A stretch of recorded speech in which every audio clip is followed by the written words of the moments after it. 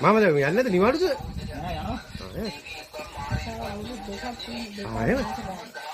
එදා නයා ගැන සැකිනාක කිව්වා. එදා නයා ඒකත් ආවා කියලා. නන්දියාගේ වත්තට ආවේ. ලොකුයිද?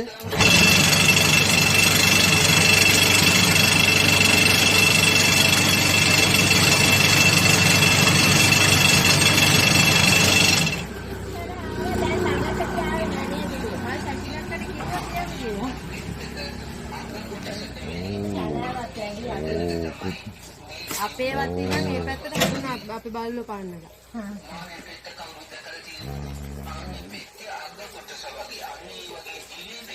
අපි කියන්නේ කාය ප්‍රසාදවත්වය කියන්නේ ස්පර්ශයේ දැන ගැනීමටම අපට උන කාය ප්‍රසාදවත්වයක් ලැබිලා. ඒක ලැබුණේ